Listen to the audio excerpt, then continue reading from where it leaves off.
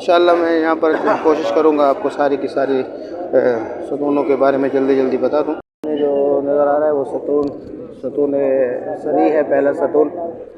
یہ آپ صلی اللہ علیہ وسلم کی جالیوں میں 3 ستون ہیں۔ پہلا ستون سری، آپ صلی اللہ علیہ وسلم یہاں پر اعتکاف کیا کرتے تھے، اور دوسرا ستون حرث آپ دیکھ رہے ہیں، یہ ستون حرث، یہ ستون حرث ہے، اور حضرت علی رضی اللہ تعالیٰ عنہ یہاں پر ستون حرث والی جگہ پر چوکیدارہ کیا کرتے تھے۔ یہ 3 ستون ہیں۔ پہلا ستون جو آپ دیکھ رہے ہیں ستون سری سے کہا جاتا ہے، آپ صلی اللہ علیہ وسلم یہاں پر اعتکاف کے لیے بیٹھتے تھے، اور پھر اس کے بعد ستون حرث ہے۔ اس ستون کے اوپر جو ہے حضرت علی رضی اللہ تعالیٰ چوکیدارہ کیا کرتے تھے، اور یہ ستون وفود ہے۔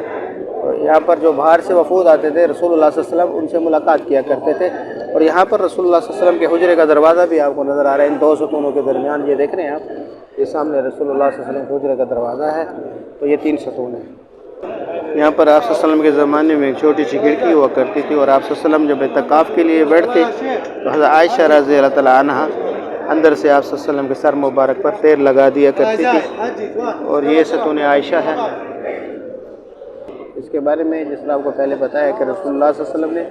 حضرت عائشہ رضی اللہ عنہ نے فرمایا کہ اے عائشہ، اگر میں لوگوں کو مسجد نبوی میں ایک جگہ نفل پڑھنے کا ثواب بتا دوں تو لوگ آپس میں قرآن اندازی کریں۔ تو بعد میں رسول اللہ صلی اللہ علیہ وسلم نے اس جگہ کی نشاندہی جو جگہ تھی حضرت عائشہ رضی اللہ تعالیٰ کو بتائی، اور حضرت عائشہ رضی اللہ تعالیٰ نے اپنے بھانجے عروہ بن زبیر رضی اللہ تعالیٰ کو اس جگہ کے بارے میں بتایا، اور انہیں یہاں کر نفل پڑھے،